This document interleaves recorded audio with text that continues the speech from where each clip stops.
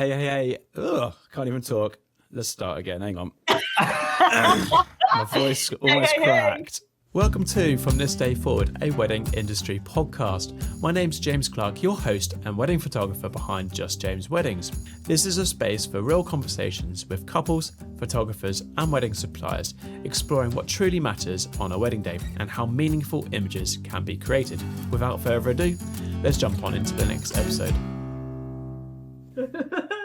You'd have to bleep him out the whole time, James. You couldn't have him on. Too many swear words.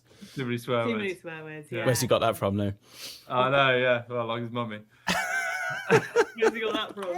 And what he's looking at. Hey, welcome back to From This Day Forward, a wedding industry podcast. My name's James Clarke, a wedding photographer based in Somerset. And today we've got another couple on the show. But before we start, I always leave this right until the end. So I always kind of just say, if you are listening along on Spotify, just make sure you follow along because that helps boost the podcast. And if you are watching on YouTube too, make sure you hit the subscribe button. All of that will help so much. So I've put it in at the start today rather than leaving it to the end because I doubt many people are staying to the end, but who knows? Anyway, I'd like to introduce today Abi and Josh onto the show. They've just put their little one down for a sleep. So we'll see how long, because I know from experience with children, I know how long or how they feel that something's different going on. So we'll see how long we can go without him waking up. But he might be a special guest joining us later. But anyway, welcome Abi and welcome Josh to the podcast. Hello. Cheers, James. Yeah, don't make us laugh too loud. He's upstairs. Yeah. or singing. Yeah. But yeah, thanks very much for coming on the show. It's been a while, hasn't it, since your wedding, September 2024. And obviously a lot has happened in your life too, hasn't it?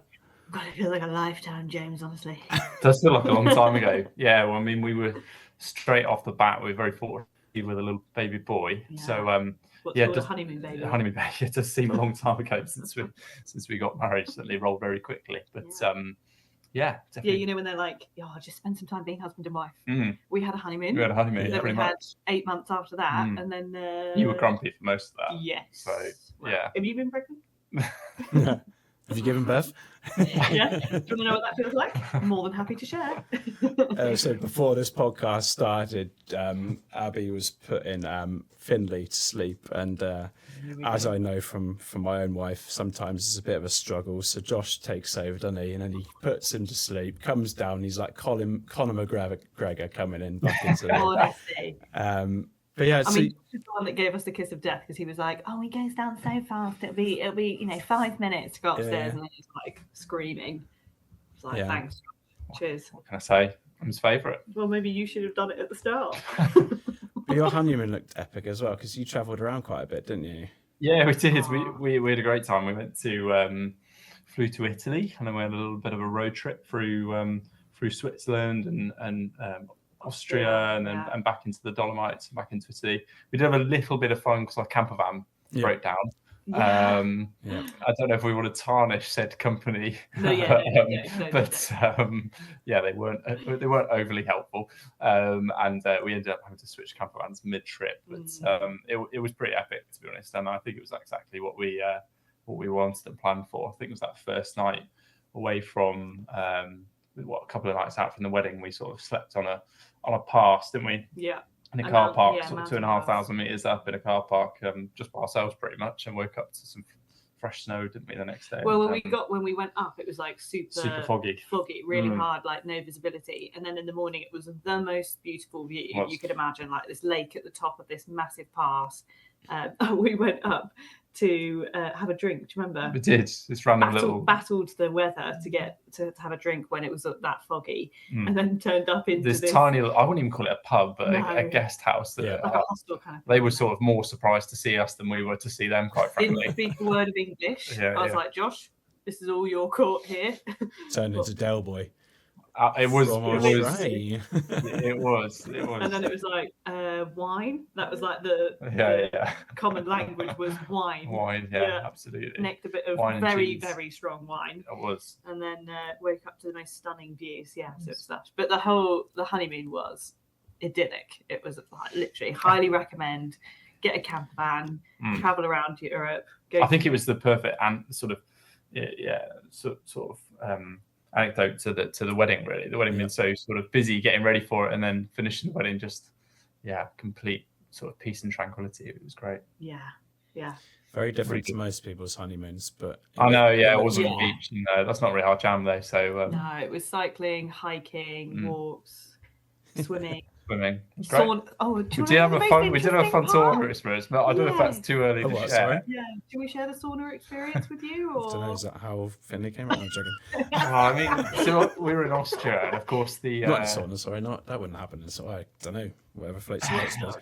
It's a really nice sauna. We sort of saw the photos of. We thought, oh, that'd be great. That's a bit more honeymoon, isn't it? A bit more stereotypical. We've got to do a few stereotypical let's things. splash a bit of the cash. Of course, being Austria, it very much is free willy in the saunas over there, and like literally. Nothing quite sort of brings the mood down on your honeymoon. And sat across from a sort of 70-year-old Austrian bloke with his wang out. Honestly, yeah. So no, an answer to your question, James. Finley was not conceived. No, but the best thing about that is you had this interesting experience in all these different saunas, and then sort of all put your dressing gowns up and go upstairs and have afternoon tea. You all sort of sat in this very sort of formal environment having afternoon tea, knowing that you've seen everybody else's bits and bobs. It was surreal. Yeah. And the thing is, you're not even allowed to wear swimsuits, are you? No, you're not allowed. Like physically, it's not even. There's like a sign that's like no clothing. No clothing. Same for you as well, then. Absolutely. I mean, we've never sprinted so fast between sauna rooms. Go, it's clear. You do find it interesting. Like we went to Morocco and had like a sauna or spa-y day, and they just hand you like one bit of fabric, which is like meshy. And my wife's like, okay, do I put it up here or do I put it down there? Like, what's the vibe? It's just crazy how each country does it differently. But yeah, no, it's cool. My most important question for you though, Josh, because obviously you're into your triathlon training, but now obviously you've had Finley. Are you still able to maintain it, or is it because I know from experience? I mean, Abby's very supportive as a wife. I think she. Well done, Abby. I think she knows that. I think yes. I think certainly now he's 9 months old, and things are near enough back to normality in terms of training, aren't they? I mean, there are some slight changes, but I think it's about a mindset shift. I think. You can very easily make the excuse that you have a child and therefore you can't do these things. And yes, it does make life a bit more tricky. But I might have to eat my words if we have a second. But I think on one child, I think it's very feasible. I think you just have to support each other and be quite happy that I need to do that to make me feel better, and it's also good for health, and it's also a good example to set him. But then then we have to flip reverse, and I have to give Abby the time to go do what she wants to do, which she's training for a half marathon at the moment, and other bits and bobs. It's just supporting each other on those choices. I think it's easy to give the excuse you've got a kid and you can't do it, but I mean certainly always would love to train a little bit more. I'd love to not have a job, and I think the difference was you were doing like 3 disciplines in a day quite comfortably pre-baby, and now 2 disciplines is feasible. 3 is 3's a push. I'm still waiting for you to set me up with your triathlon friend though, James. That was Harry, wasn't it? When was it pre-booking? I think we got on a phone call, didn't we? And a video call, and your fanboying went through the roof, didn't it? When I showed you the person that was sat next to me was a professional. I didn't hear the end of it, James. I bet you didn't. It's probably still not now. No, I don't. But it's pretty cool because we're like, James does those videos. He does. James does those YouTubes. Yeah, I do less now, mainly because the weddings have flown off the roof. So yeah. But, Harry's content has gone downhill. I'd say probably right. Yeah. He said Hopefully he's not listening. I was going to say, this is recorded, Josh. This is recorded. Yeah, remember that, Josh. Anyway, let's start talking about your wedding, shall we? So it was a long time ago. So, and the previous couple I spoke to, one of the best things they said at the end was actually it was really cool to relive the day. So hopefully we'll have a similar experience. But obviously you got married at the Cider Barn. Weirdly enough, this is the thing that always gets me with the Cider Barn is that they don't really advertise it as that on social media and stuff. So it's a little bit harder to find. They hardly Which is advertise it on kind social of what media, we were actually. looking for, if I'm honest. We didn't want a bit of a hamster wheel of, of just these events just getting chucked out. So that was attractive to us for sure. Well, I actually found them on Instagram though. Would you believe? Yeah, like they are amazing how minimal posts they've got, and that is how I found. Yeah, but it's not with the Cider Barn, it's with Dillington Estate, right? So Dillington Estate. Yeah. But the Cider Barn is the wedding part of the Cider Barn is completely separate. They're a completely separate company. I've mentioned to them a couple of times, like, why don't you just advertise it as the venue part? Like, what's wrong with doing that? But then maybe that's what they want to do. I think they're just not interested. I think they're interested in sort of ticking over 4, 5, 6, or 7 weddings a year, aren't they? And spreading them out. They have, I think they have high enough demand, and they don't need to. I think they do it out of joy, and they like that it's that little bit more exclusive, like less throughout the year. Which works in your favour as a couple, because I don't know if you remember our wedding, but we had that. We had the draping that went up over the beams, which we'd hired a cherry picker to do, which is probably one of the biggest. One of the best aesthetic things that we did.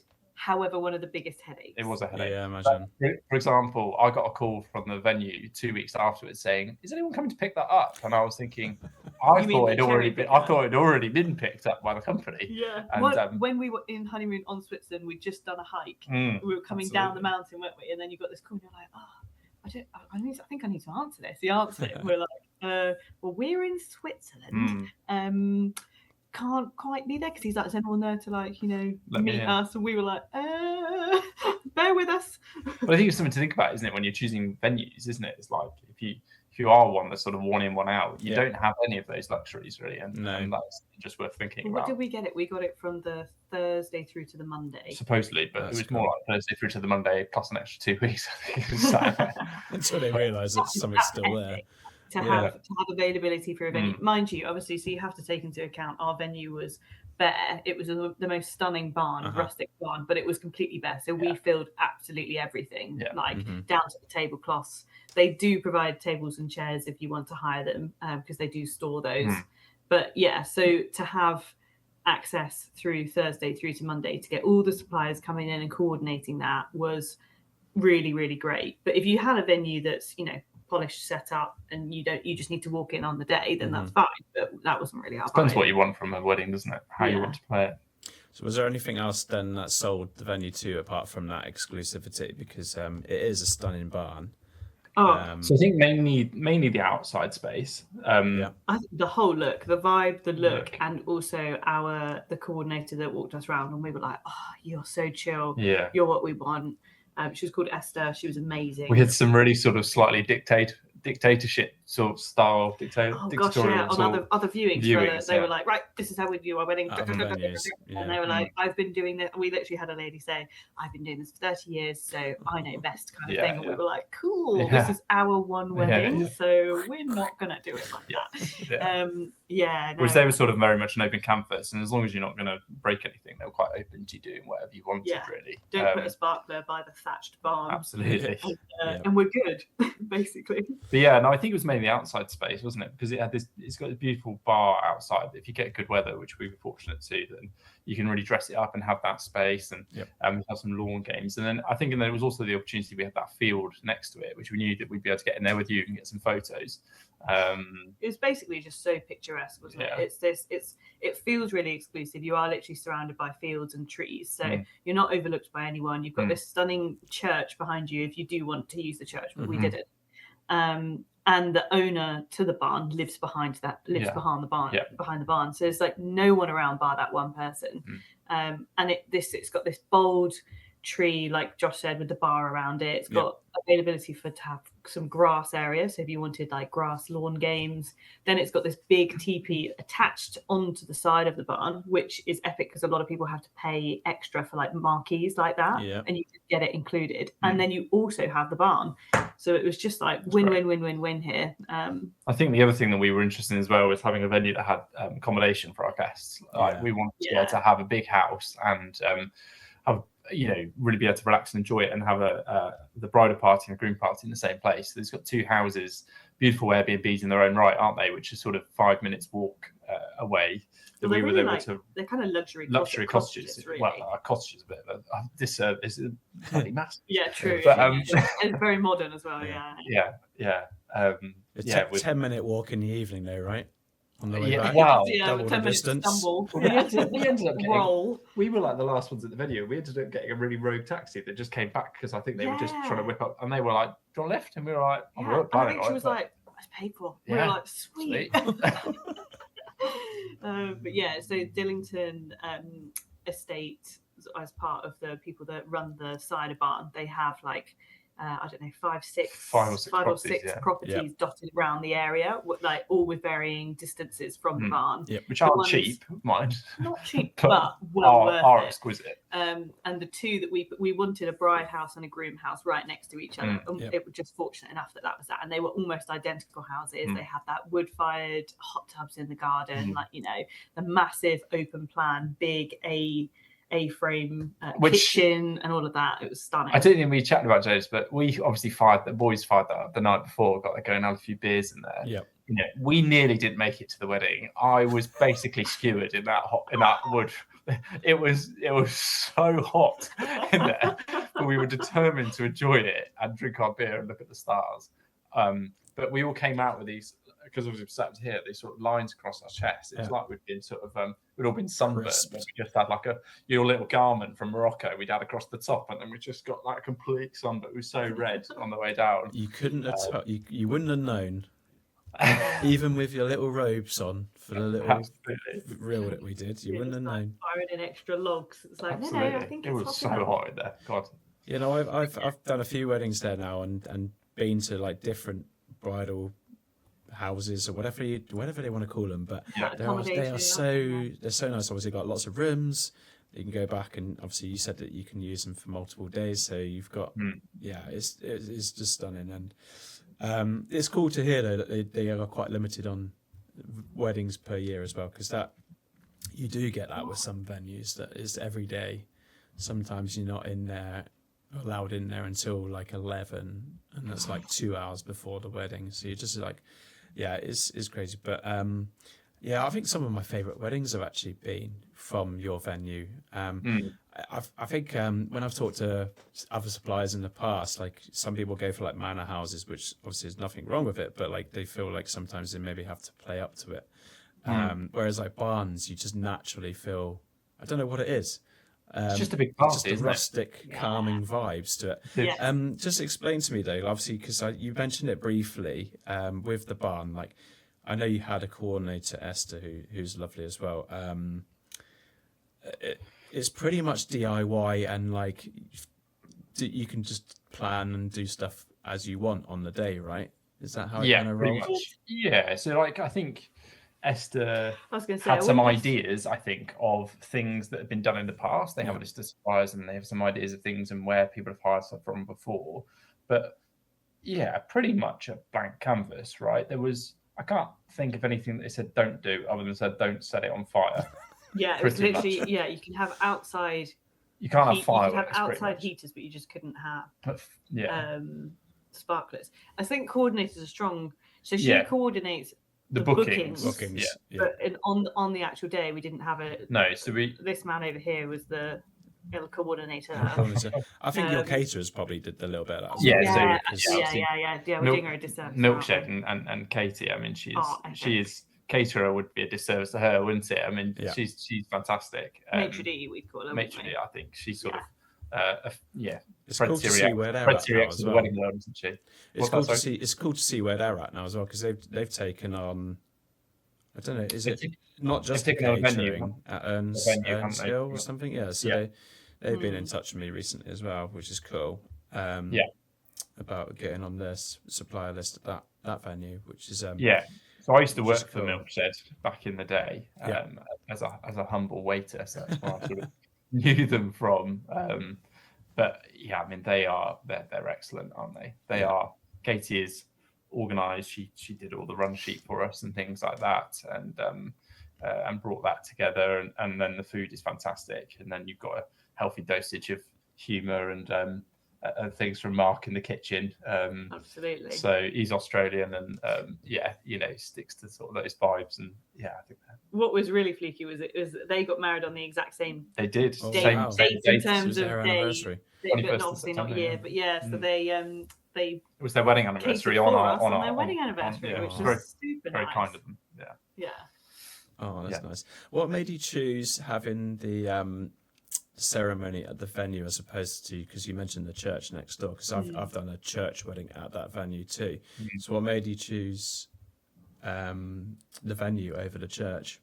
Do you know, we had like a real back and forth about where to actually physically on the grounds, whether to have it under the teepee, whether to have it on the lawn, or to go inside the barn. Yeah. I guess the church was never an issue, never an Church option. was for us. never. We're not We didn't want a religious, church so- wedding. I think yeah. that was just our style. Is just neither of us are overly religious to the point where we wanted to have a church wedding. No. So I think the barn was just so pretty. And yeah, we just ummed for ages, and then the weather's like the one thing that you just, bride and groom, you just always stress about, even though everyone says to you, just relax, it's going to be what it's going to be, and you're like, yeah, that's so easy to say as the bystander, but when it's your actual wedding, you just freak out so much. So we had plan A, plan B, plan C. We did. But yeah, we committed to being under the lean-to, didn't we? being under the teepee. Yeah. Do you reckon you would have stuck to the teepee if it had rained, or would you have gone Yes, indoors? because we had our contingency was to put up some marquee walkways, wasn't it? Oh, okay. So so literally, as you were asking about the new, so it's literally completely bare to the point where we ordered carpet roll to be able to Second on the list of things that were most stressful after the cherry picker was the hours I spent trying to find an appropriate roll of carpet and length at an appropriate price, Yeah. at appropriate width. Yep. That also wasn't going to take Oh my God, 5 years to come from China or wherever it was coming from in Asia. It was just, within an affordable price with range. affordable price. Should we just say, Abby, probably not wide enough for you to have not knocked over any candles? I'm glad you mentioned that, James. As if you've gone there, James.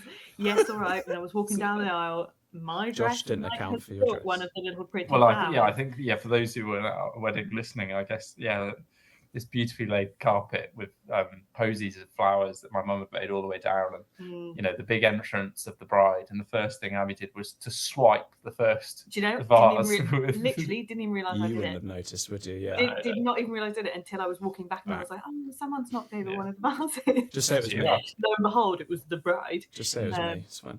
Yeah, I'm going to blame my dad. He was walking down the aisle with me, so I don't Yeah, blame it him. pushed you along. Yeah, Jay walked you to one side.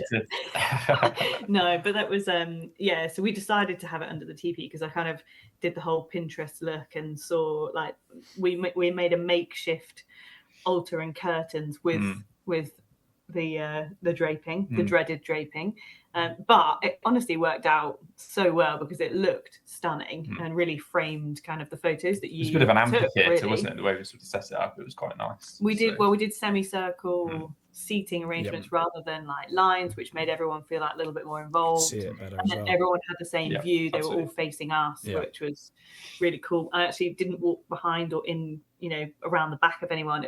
I walked in front of everyone. So yeah, it was really cool. But we decided it because we wanted a little bit of shade for everyone, just in case it was really nice weather. And we hate, I just hate the fan look. Well, I think when you've got everyone in a summer wedding. We've been to a wedding in fanning New and Zealand, absolutely but- sweating balls. Yeah, I mean, that wedding in New Zealand. It was like midsummer, sat in the peak sun. Yeah. You look around, you can see all the blokes looking at each other, going, "I am sweating my nuts off here." Regretting their suit choice. And I stand just up don't want to or- put my guests through the same thing of them not being able to enjoy the ceremony because they're absolutely cooking. Yeah. And we didn't want to have to give shaded umbrellas or hats out. So we went with under the teepee and also rain just in case. Mhm. And then, I mean, I think we had our plan C was we're going to push all the tables aside in the barn and have the barn. But the other thing about that is it was so nice to have the tables all laid and ready. Yep.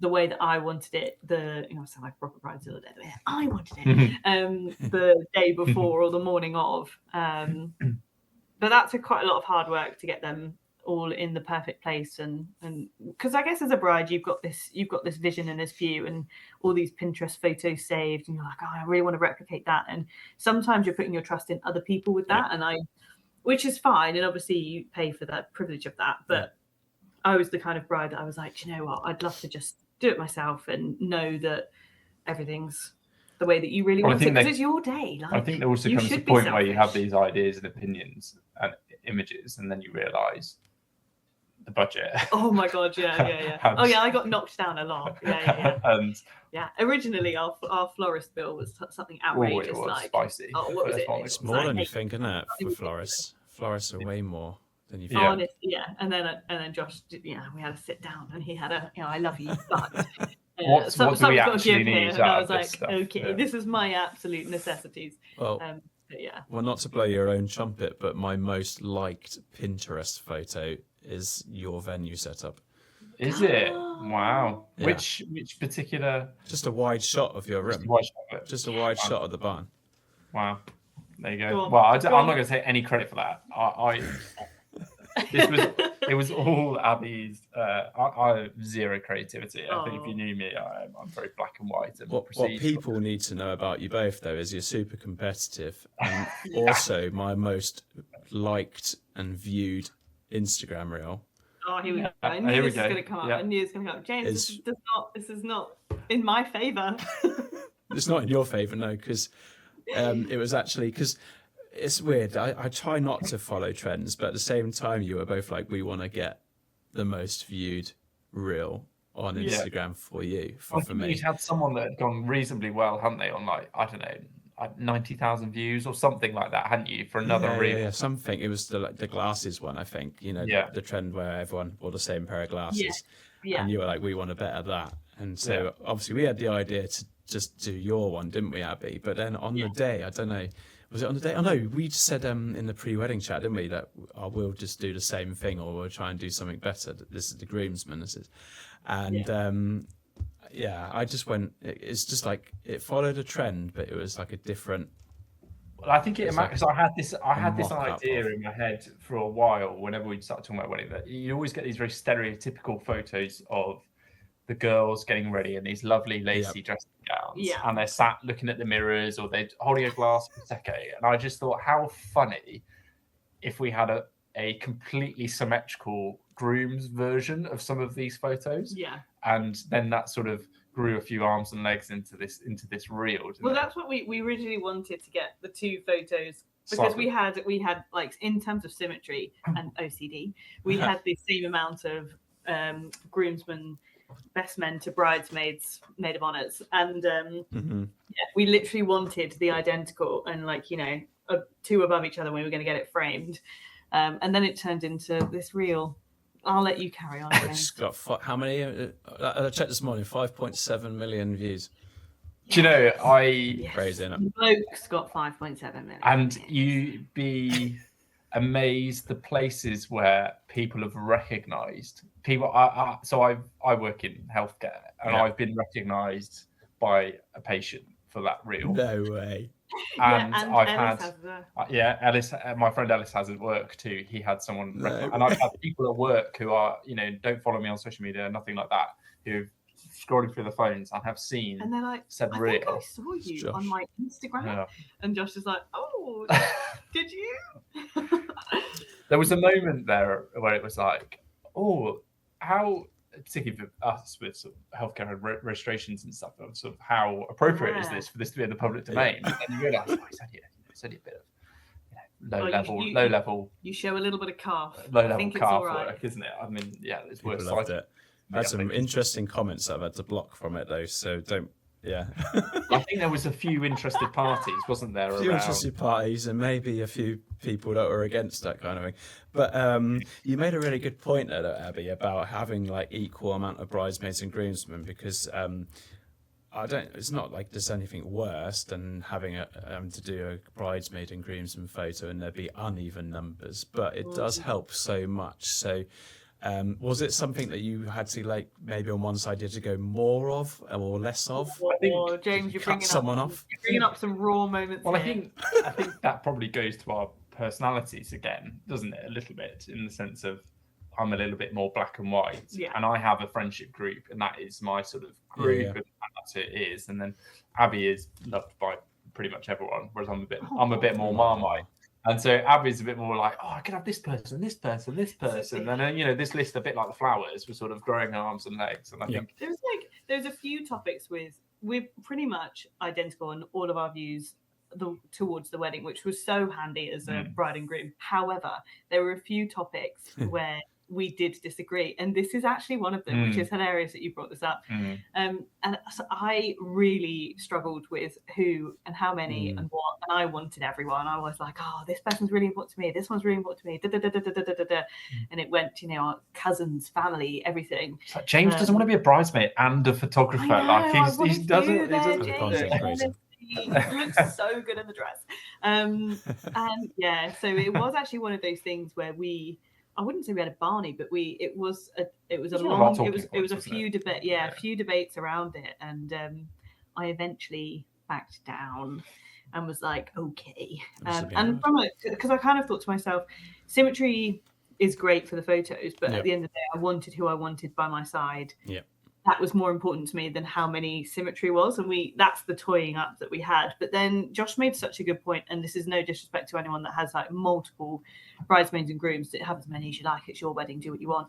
However, the nice thing about having few people is they feel really, really special, because they're three on each side, few. And it slightly waters it down, I think, when you've got people who've got 6, 7, 8, in my opinion. But that's our I've done a big American wedding. So you can't have as many as you want. It's just, we felt our group of people was like really close knit, and they really enjoyed that special moment. Just the four of you, and that felt great. I've done a big American wedding, and they had, like, the groom in particular. He was the American, and he had like 9 or 10 groomsmen. Which looked like an epic photo, to be fair, when they're all walking together and stuff like that in their tuxes. But it was a lot. I think it's really important to kind of going away from your wedding a little bit, but in what maybe helped you on your wedding day when it came to taking photos together. So we did an engagement shoot, didn't we? And in a very special place to yourself, and it's something that I always recommend to couples doing, is if you are having an engagement shoot, do it somewhere that means to you. So talk to me about why you went and had an engagement shoot, and then, like, what did the place where you had it mean to you as well? Because it was pretty special, right?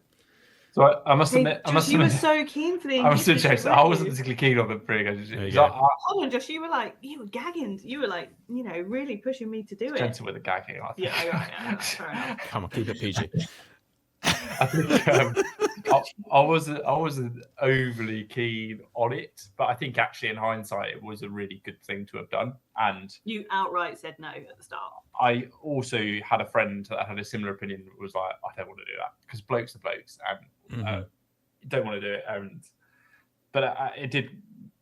Well, this is where I won. I won this time. We met you, and it was also a chance to realize what photos we thought looked good of us, and what photos we were happy with. And it was also it's also a nice memory to cherish, isn't it? So we went to Borough Mound or Borough Hill, which is in Somerset, near my parents' house, which is where we got engaged. Where you proposed. And we did. And it's beautiful. For those people that don't know, it's a beautiful little mound, little hill in the middle of Somerset, and it's on the levels, isn't it? So it's like, it really does sort of stick out, not as much as Glastonbury Tor does, but does stick out around the surroundings, and it's really, really unknown. I don't think many people know it's there. It's got a single tree at the top of it, and a cider barn down the bottom of it, and it's just great. It's one of my favourite spots in the world. Well, the swing's gone now, isn't it? Yeah. Oh, has it? Yeah. Has it gone? The swing's gone, yeah. Maybe it's back up. I don't know. I've not been there for a while. Like you said, it's one of those unknown treasures of Somerset. It really is. It's really amazing, and it's got a little seat at the top of it, hasn't it? And it's just great. Yeah, I think it's up there with our favourite places in the world, isn't it? With Queenstown and Keswick. I think it's. I think it made the engagement shoot's one of the best things we did. To be honest, in hindsight, definitely one of the best things we did. You instantly. It's really awkward being photographed when you're not a model or you're not overly. Speak for yourself. When you don't take loads of like selfies or you're not really, an influencer or someone that's in front of a camera all the time, especially professional photos, like you just don't know how you're going to look or what it's going to be like. And yes, definitely felt awkward to start, but that was more us. You definitely bring an element of super relaxed, like easy go with the flow. You make it fun. You just instantly calm when you're behind the camera with us, James. So all credit to you, to be fair, because you were so awkward and really didn't want to do it. And truth comes out now, but you're super relaxed. Crikey. I think Josh was definitely more of the relaxed one by the end. Or actually, to be fair, you were both, because one of my favourite photos is like the reenactment of the Titanic, and you were like this. If you're watching on video, you were like spanning around.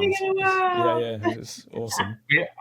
We also haven't alluded to that other reel that didn't go quite as viral as the wedding reel, but the reel at the top of the drone footage. Oh, that went pretty big. That is incredible. The video. So you were like, oh, I've got my drone with me.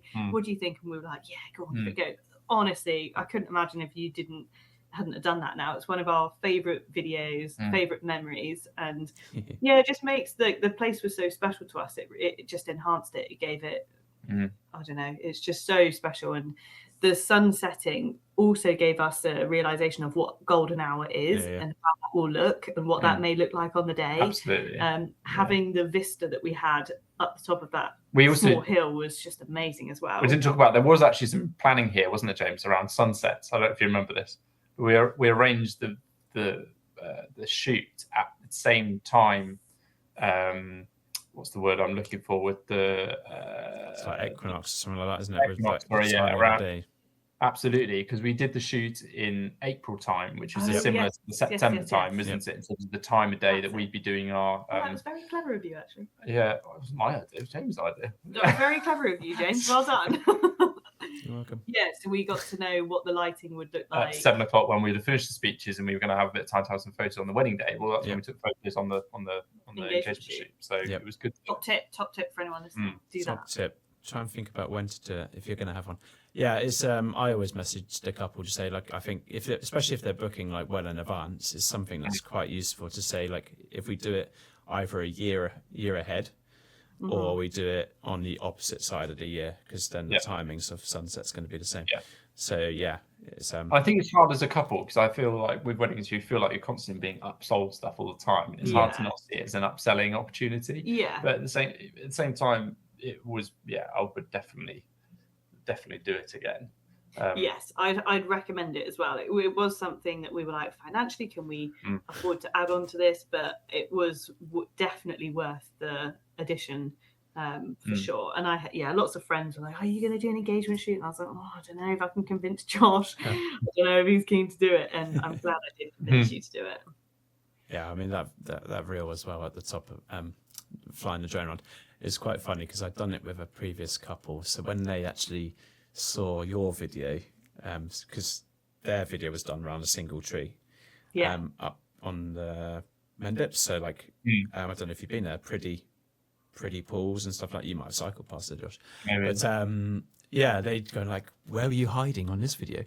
Because you were. Where were you hiding? You're like halfway down the hill. I was like down the hill and then in the shade, like behind some borrow. Barrow. So I can't remember. So they messaged and was like, "Where are you hiding in this video then?" And I don't think you could actually see me in yours. Where's Wally? Where's James? Yeah, James off in the bushes again, having a bit of frolic in the bushes. That's where he is. With him. On your own. With my cameras. Yeah, exactly. Big lens out. But so taking that experience into your wedding day, you felt like that helped quite a bit then? Yeah, I'd say so. Yeah, because I think I definitely would do that again. And I think it just gave us some ideas as well, didn't it, of the wedding day, what we'd want to replicate, I guess. Oh, in definitely, our suits because and it dresses. also gave us poses to practice, because that's what you did. You gave us a couple of poses that you said on the day, or some spins or some small movements that you were like, no, this is what this feels like. And it actually gave us an opportunity to kind of work out those tweaks, because it is really awkward, especially when you've got a bouquet and stuff, to know, and a massive dress to try and work with. And that was like, just me. Yeah. And you just, I think it just gave us the opportunity to practice a couple of those moves. And if we hadn't done them before, I think we would have felt a bit more rigid and a bit more awkward about it. And it just allowed you to ease into those movements, because you've done them. We did our spin and our twist that we did at the top in that video. We did that in the field, so we knew how to do all of those movements, which was really nice. But then you added an extra one in, which was very it felt like it was very personal to you, and actually it's turned out to be one of probably your favourite photos of the day, and other couples have copied it since. So you're like, you should just become an influencer and just because it's the bum grab photo, and you're looking back over your shoulder, which is just hilarious. Just add a little bit of cheek, a little bit of fun. That's just don't want to be too rigid and in your photos, so you can bring out your sense of personality and the couple. But I think if we hadn't had our shoot with you and we felt so comfortable with you, and also just all the communication we had with you leading up to the wedding and just feeling at ease, I don't think I would have been brave enough to do something like that with a different photographer. Well, I think James also nicely warmed us up. Because remember that he'd asked me to your little top tip. Although, do we want to say this? Because you do this with your group. I don't know. You tell them. You can go for it if you want to. Say tell their bride their breakfast. Oh yeah, that's as far as we're going, so we'll leave it at that. That helps, because it just brings out a very good little top tip and a little pep up, and it provides some natural laughter, and it's brilliant. It's great. It's a great technique, which I'm sure Josh went into it. Relax for sure. Josh definitely gave it his best. I mean, the best thing about that game is that actually I can't hear anything that you're saying anyway, so just go with it. One of the things I find as well with having an engagement shoot or pre-wedding shoot is even when you're turning up on the day, I don't know if you felt this, Abby, but you probably felt like, I was finding this when I turn up, it then feels like for them, or a bride in particular, feels like a friend's turning up.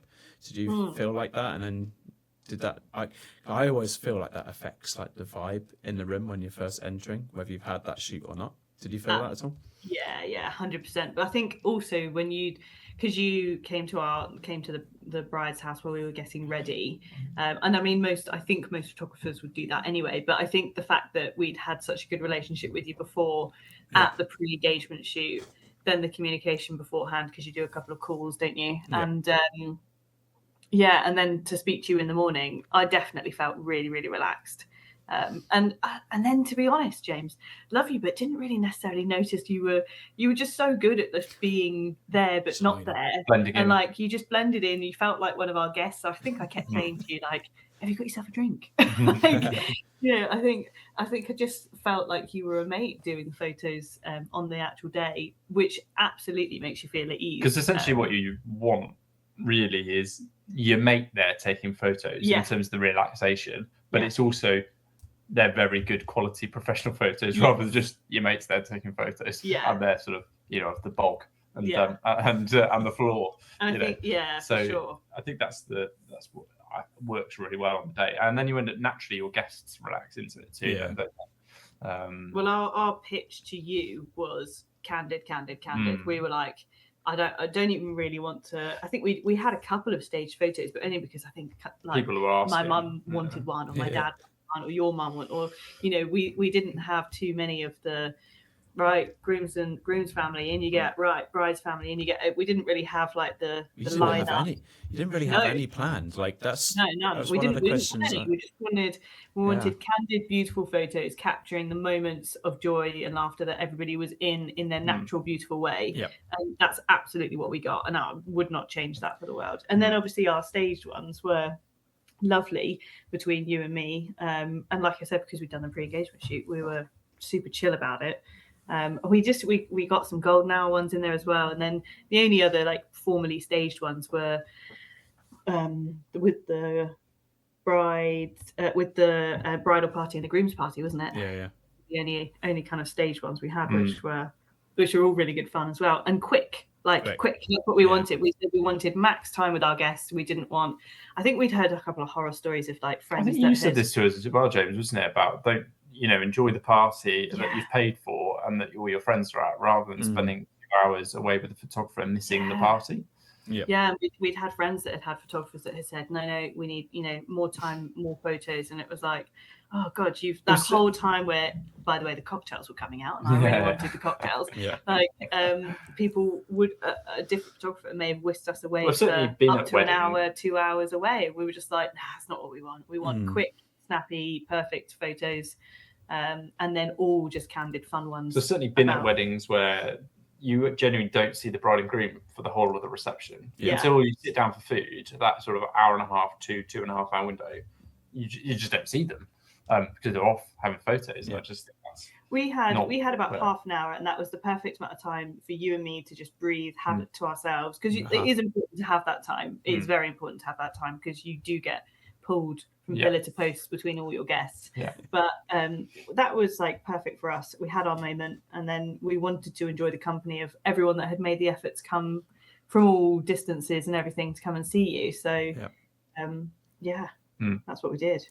It's something that I definitely enjoyed about your day was that it's not a pain to do formal photos, but it's nice to see someone do it differently and actually say, we don't have any group photos planned, which I know on the day when I was getting asked by a few people, like saying, is there any photos happening? I'm like, I don't think the bride and groom want to have any, I'm afraid.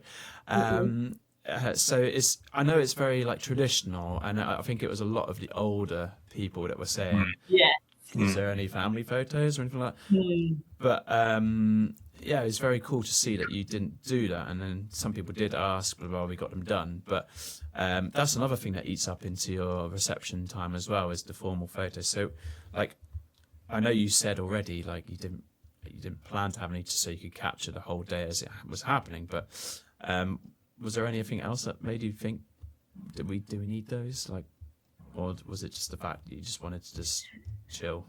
For me, it was, of the photos that we would choose to get, let's say, framed after and put into frames within the house. I look like the day is yours as the bride and groom. That is your selfish day. It's your day that you're committing to, spending the rest of the day with that special someone. And that's probably what you want to advertise around your home and the love that you have for each other. So I kind of thought, in terms of like formal photos, if we were to ever get any framed, it would probably be more just us, or maybe ones with the bridal team and the groom's team, and the bridesmaids and the groomsmen. It's lovely. Make sure you get your nice ones with your parents. That's the end. We did get a beautiful photo with me, mum, and my dad, and you and your family, I think. Maybe. But I think edit that bit out, Jen. I think if you just get one with your parents. But I think when it comes to all the extended family stuff, that's where the candid ones come from, and you can send really nice photos to them of ones that you've got, which we've managed to do, like cousins and aunties and uncles. You've captured all of those beautifully candid ones, which we've sent to them, rather than formally staged one. It just feels rigid. It feels awkward. It feels posed to us. And I just think that more natural vibe is much more our style. No, that's cool. Talking a little about your planning, was there anything that you felt, because I know you talked about budgeting and flowers, was there anything that you did, and what was the thing that you enjoyed the most about planning? I feel like quite a lot with you guys, because it was a venue that you loved. Who enjoyed the most? I think it was fun to completely make it in the venue we chose and the suppliers that we chose. It was fun to completely make it bespoke. No one else would have had a wedding exactly like ours. Though we wanted to similar, I'm sure. I'm not naive to that, but ours was unique in those choices and the way it was brought together between the booze that you've got and the flowers that you've got and all the rest. So I think that was the most fun bit. And as I said, I don't take any credit for that. I had no creative input on that. Do you know a fun example of that? What did we enjoy the most? I loved the fact that I chose to have a cocktail on arrival for the guests. Like if you were to go to kind of any other kind of pre-planned venue, I'm not sure necessarily, well, I'm sure you could, but it's not necessarily the thing to do to offer a cocktail on arrival. And I was like, do you know what? I want to have like this really lovely cocktail for people to arrive whilst they're mingling before they sit down. Mingling, it had the most. It was this like super easy drinking, vodka based elderflower lemonade, cloudy apple cocktail with a beautiful purple flower in the glass, and it was just like, yeah, those are the types of little things that when you're planning it all yourself, you get to do. And those are the things that I enjoyed, are the little extra details. Sometimes the guests don't just washes straight over, but you know. And then absolutely, and you do get the odd comment from some people. I've never had a cocktail on arrival, and I was just like, I know, it's cool, isn't it? And they were like, great, literally. And those are the types of things that were fun. But I think the planning is about a balance between having planned it all and having enough structure that everything comes together, but also being happy to fly by the seat of your pants a little bit, and I don't know, wing it is the right word, but also just allow things to naturally come together, and not get too hung up on any particular element of it unless it's really, really important to you. But the small nuances on the day make very minimal difference, don't they? That is all you though. Like, so Josh is super chill and very controlled and very calm, very collected, and I kind of that, but not. And on the days leading up to, and with all the organising that we did have spreadsheets. Obviously, you kind of have to. Like, if you don't, you're mad. But don't you think it was quite as an intense spreadsheet as other spreadsheets? No. It was like a single spreadsheet. You knew exactly what time people are, all the supplies, blah blah blah blah blah. And we were so fortunate. Like, shout out to all of our guests that came and helped to prep with us, because we had family and friends and everyone on the few days before helping us out. But they turned up, and then it was, what's my job? And Josh was like, this is your job, and he'd allocated the job specifically to the people that we knew would do a good job at their job. So I think knowing your guests and definitely planning is key. And if you've got the time, space and mental energy to do that, that's great. And if you don't, you get your coordinator, and that's fine. But we wanted control of that.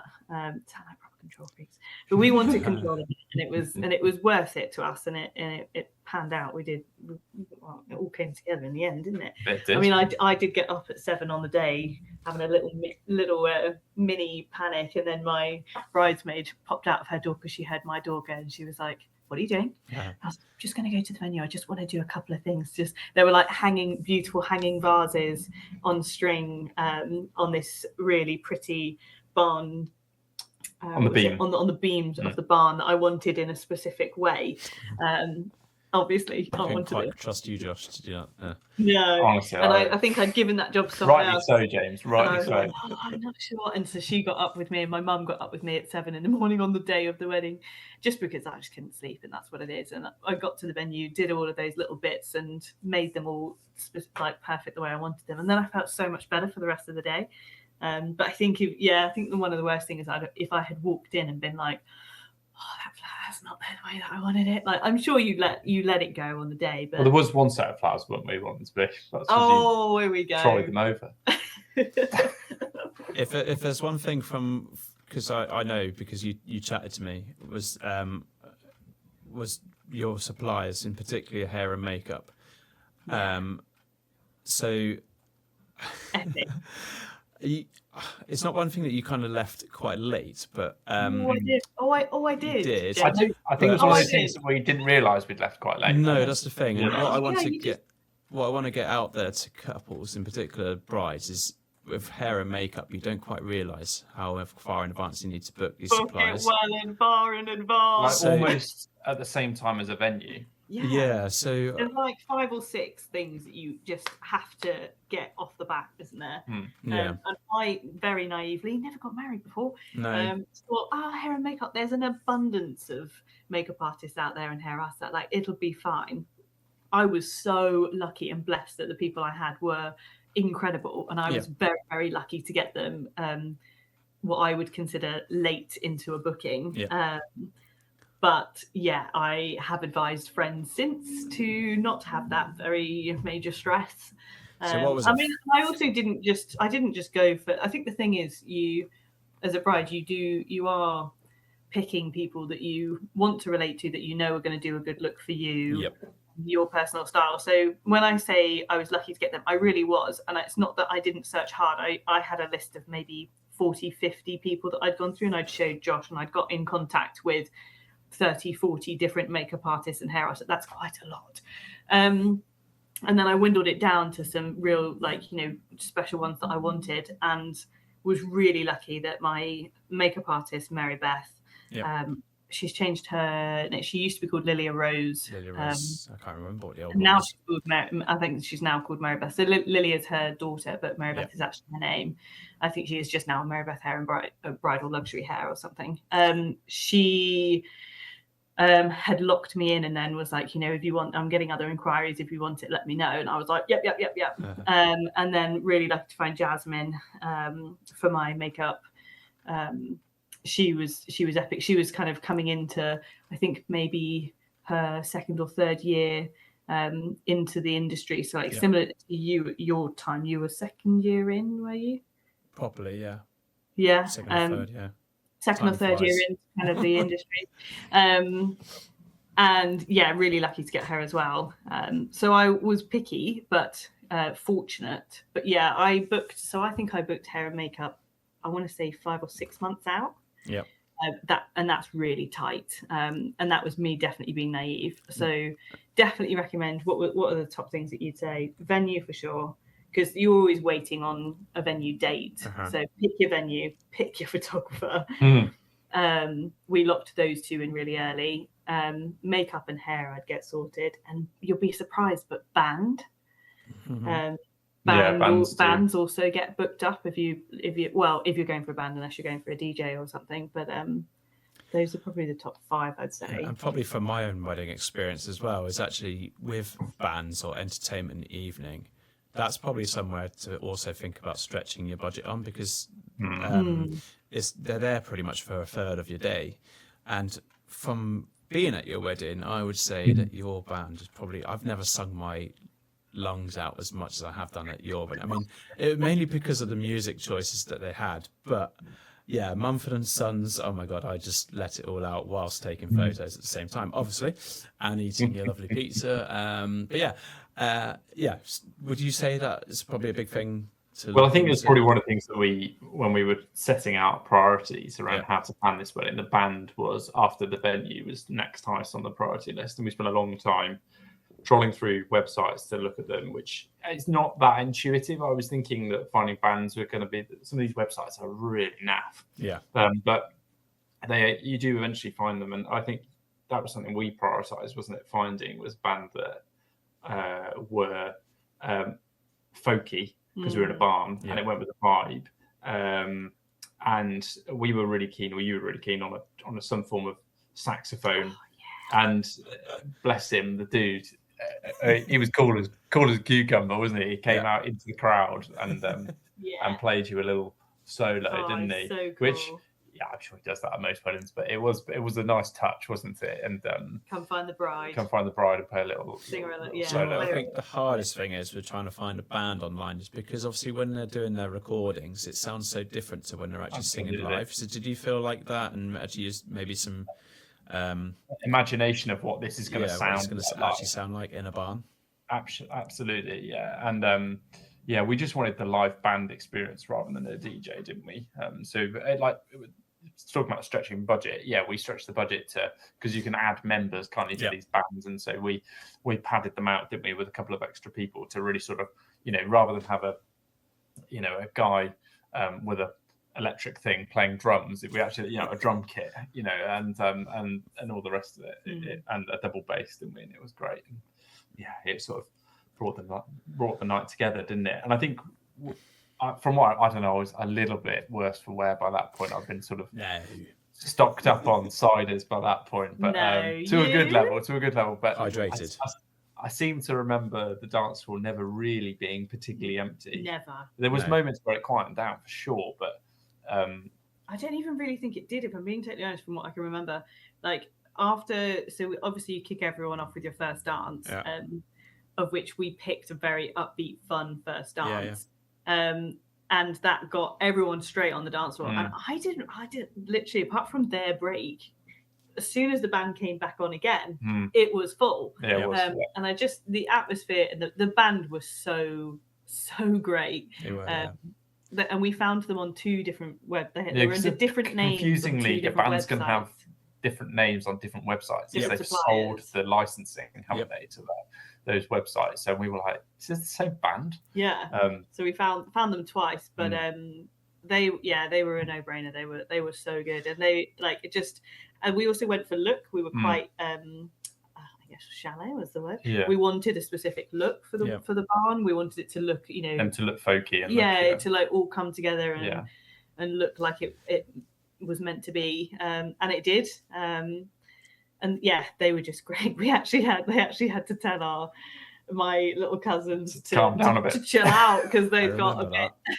They've got a bit. They're getting a bit crazy, didn't they? It's like, guys, it's not a mosh pit. I do think part of the band being so good though is also lacing your audience with enough cranberry juice that they can enjoy it, can't you? And I do think when you're talking about stretching the budget, you don't.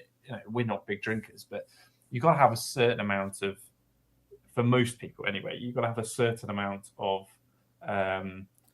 refreshments available, haven't you, to liven them up a little bit. So we're talking about stretching the budget. One of our other main priorities, problem number 3 on the list, was we wanted a free bar. We didn't want people to have to be going, I'm not sure I really want to pay £7-8 for another drink. I'm all right here.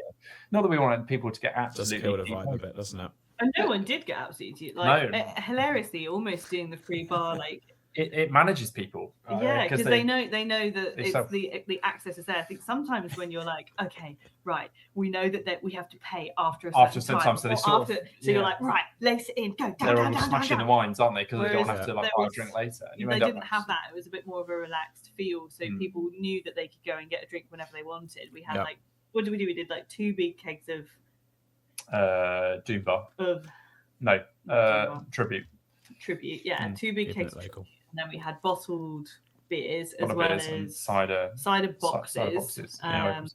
Local cider to the Somerset Harry's cider. Harry's. That's a good one, and then we had the cocktails until they ran out, and then we had wine for the tables. So we didn't do spirits. Apart from the cocktails, we didn't do spirits, which was another big decision, wasn't it? That also kind of helps, because sometimes people get a bit wild on spirits.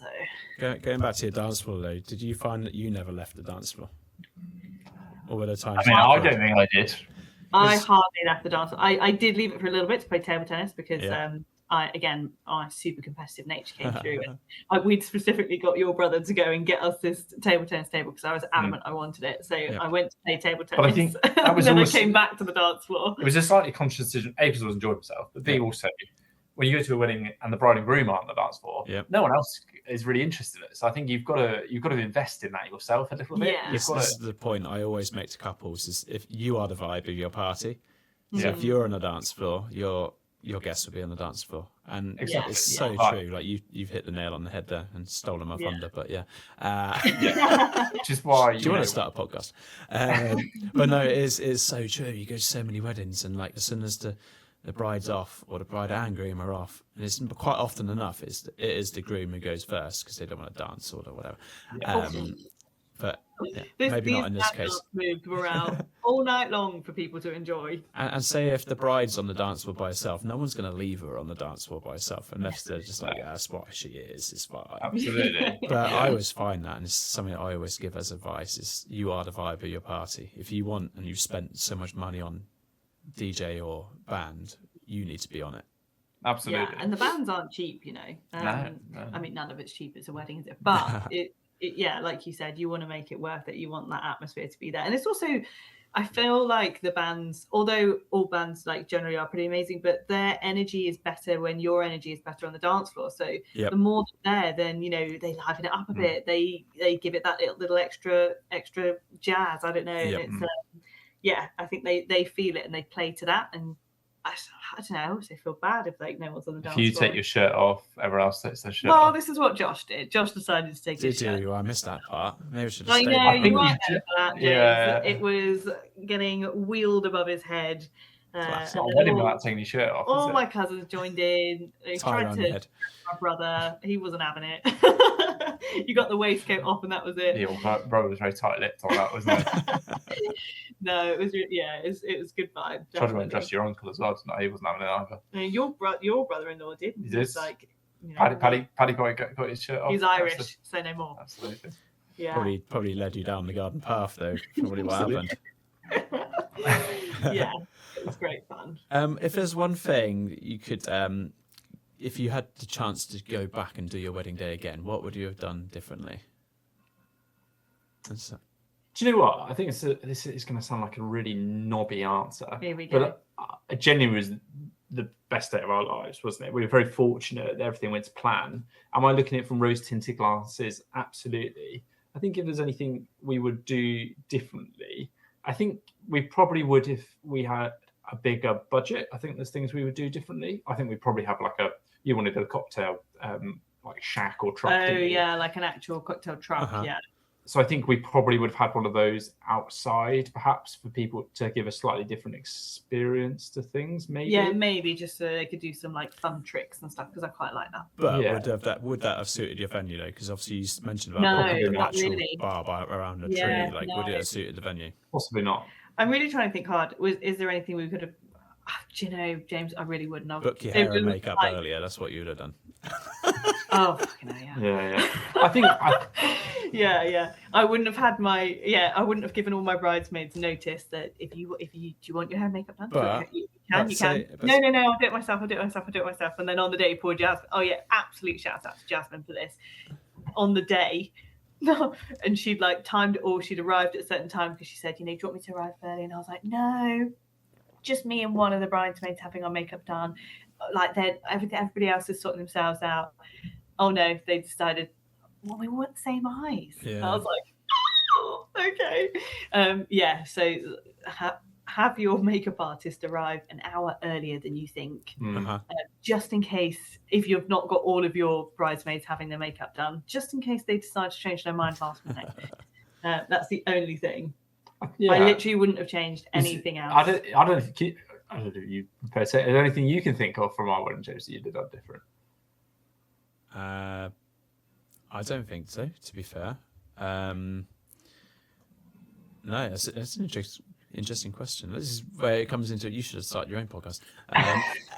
One thing I would be interested to know. One thing I would be interested from your side, from a photographer point of view, was the table layout difficult to capture everybody equally? Potentially, because it was a big U-shape on that table layout. Yeah. Table layouts do obviously affect things. It's also what's on the tables as well, which affects, especially when it comes to speeches. Yeah, if you've got high things, there's a big trend at the moment to have like these very hollow stands, but then like big florals on top. So at least the guests can see each other on the other side of the table. But then from a photography point of view, if then you're trying to get the speeches, you're obviously standing, they kind of get in the way. So there's a lot of things that, I can't remember really from your day. I can't remember. You had high. We had about. We reduced them because of the financial burden. So, I think we had 5, didn't we, in the end? But yeah, U-shape does. I mean, it was fine, to be fair, because I wouldn't have wanted to be in like racing around like through circular tables and stuff like that. Yeah, I think it worked out fine. What I would have probably done differently is where your groomsmen were probably standing for their speeches. I would have probably got them standing closer to where you were. Yeah, probably. Yeah, that's probably the only thing I would have done. But I think it's all good. In terms of like, what's probably one bit of advice you'd give to a couple planning a wedding? It's a big open question, that one. But I would say, I've got it. Everyone's got an opinion on a wedding, even if they say they don't. Someone in your family will have an opinion on something, then they'll present themselves as all very relaxed about it, but they will be a pain in the backside about something. And I think you've just got to, very early doors, when you first get engaged and you start to plan it, commit to what are your priorities. on the day? You started mine. That's what I was going to say. What are your goals? So for us, it was no. venue, band, free bar. I'm going to slightly alter this. But that's what I'd say. It's just that you've got to stick to your guns and stick to your guns as a couple. You. Yeah. And that you're paying for this larger, that you probably get some support from family, maybe, that you stick to your guns of what is your party look like and try to ignore the noise of everyone else's input. Mine is really similar to that. But so as a bride and then as a groom, we wrote down 3 to 5 musts that were really important to us individually. Uh-huh. Luckily, if they align, that's great. And then you just stick to not compromising on those. But you don't go, your wish list can't be massive. Okay. It has to be small. It has to be, these are 3 things that are really important to me that I do not want to compromise on. Yep. It can't be, I want this, because then you are turning into bride seller. But yeah, I think as a groom and as a bride, have your really key things, and then you don't have to compromise on those. But then have to compromise on other things. Yeah. And be willing to compromise. Yeah, because you will going to have to compromise at some point, unless you've won the lottery and your budget is not. Budget's the biggest thing, isn't it? Yeah. You're going to have to compromise somewhere. Yeah. Talk to Josh about napkins. How did you find the napkins? Napkins didn't stress me out as much as the carpet. Why are we spending so much on napkins? I really want these. Get a wider carpet next. Well, actually, hopefully it's never next time. But yeah. Yeah, that's probably. Yeah, and don't listen to them. An extra £200 for a wider carpet, Jane. A wider one, and probably from China. Yeah, exactly. I asked this to the previous couple, and we're getting near the end. Where's this time gone? Hey, it's crazy. Finley would be like, "Where's Mum and Dad?" Yeah, he's having a good old sleep right now. Josh and then Abi as well. Actually, let's start with Abi, because Josh keeps getting his answers in before you do and steals your thunder. So, Abi, what was your favourite memory from the day? And then same question for you, Josh. Oh no, you go first, Josh, and then I'll think about it. I can't see that. Just giving him the opportunity now. What was my favourite memory of the day? Oh, it's really hard. There's so many. I thought we did reflect on this. We did say it on honeymoon. We said, "Well, oh, no, go on, because you know." I'm not. I've got. No, go on. No. Josh with his shirt off. Yeah. You know, it actually was not. I've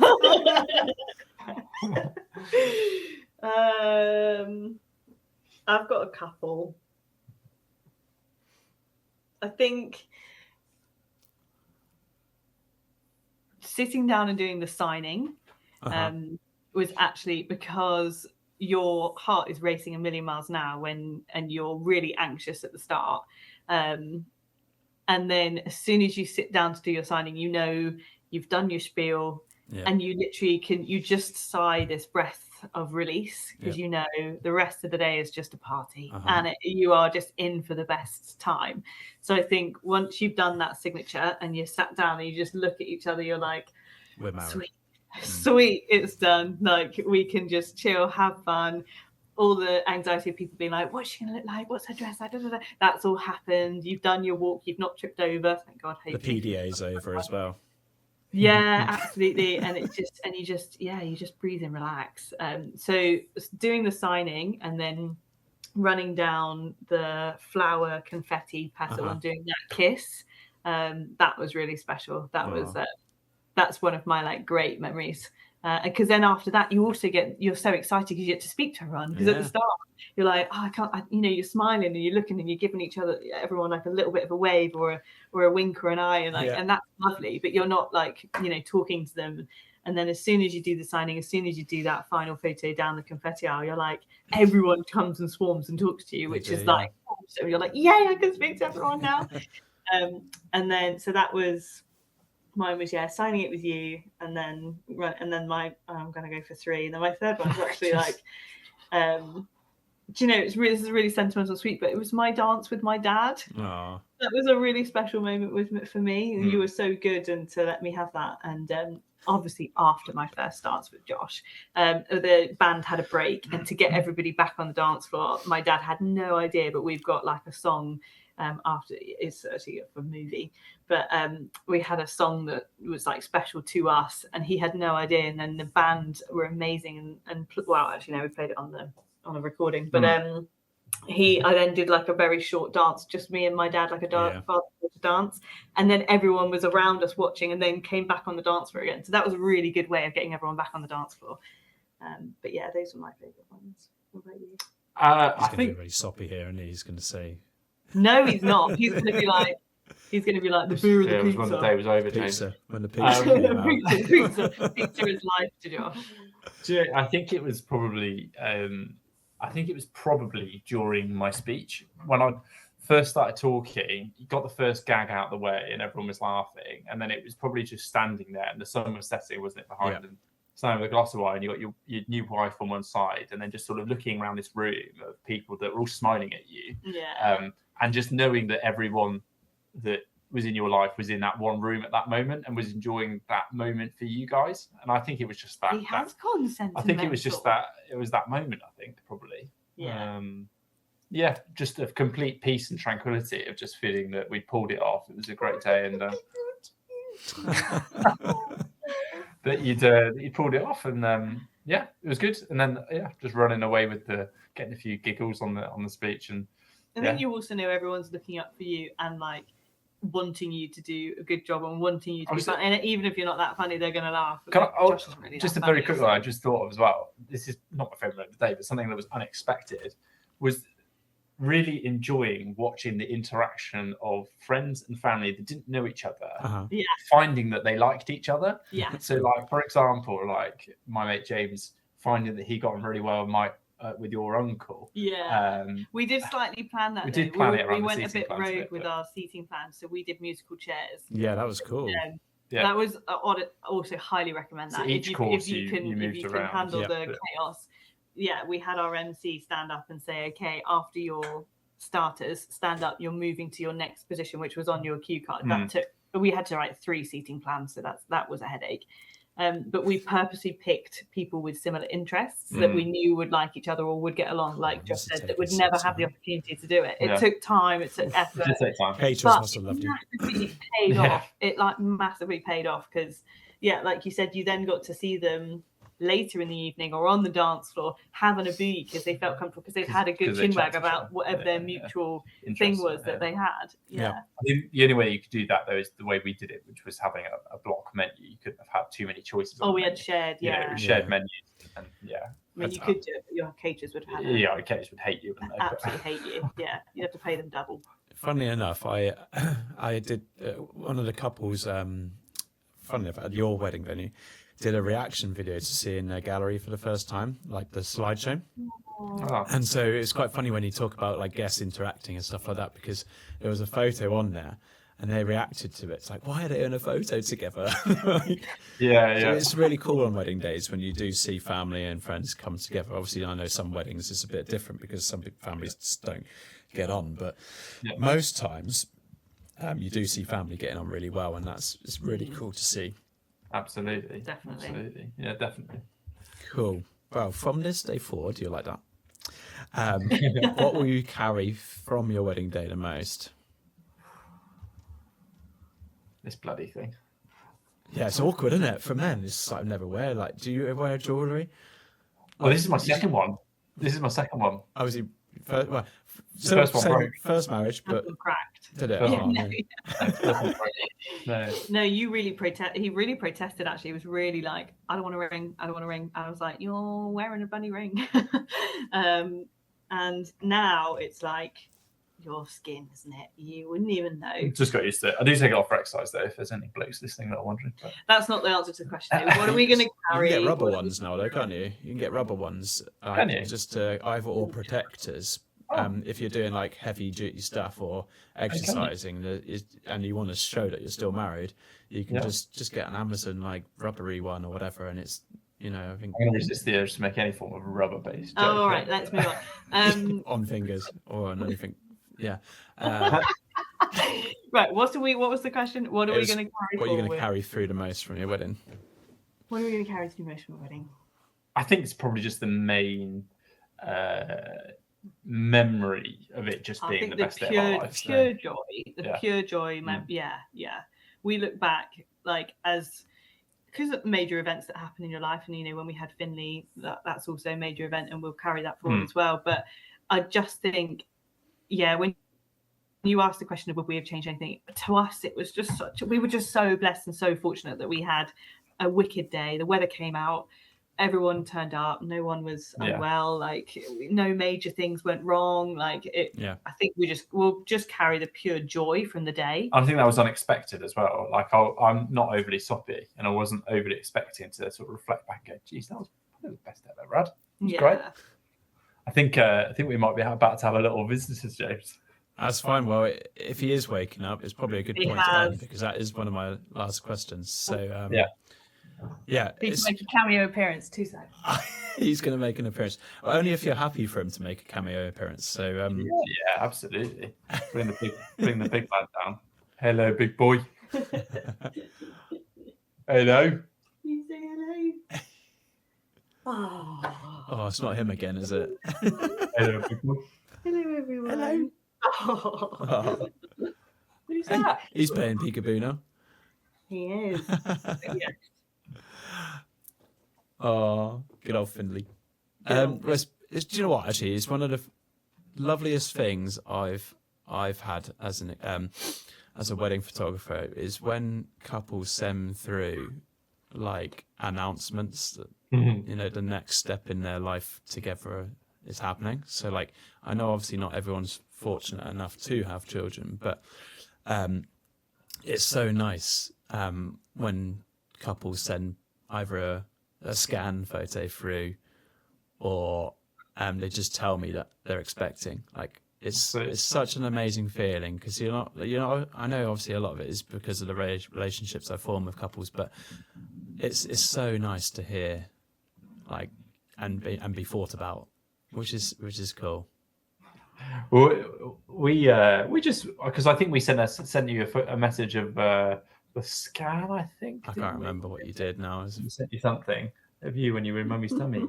I think it's just trying to like share the next step in our journey, really, isn't it?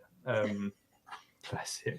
Yeah, share the little next step in our journey, and like we felt appropriate to involve you with that. I think. That's cool. No, it's always so nice to hear so many couples that have actually reached out and done the same thing. So it is lovely, and knowing that you're being thought of as well on the next step of your journey is so cool. But guys, it's really nice to have you on the show, and hopefully it's made you relive your day a little bit.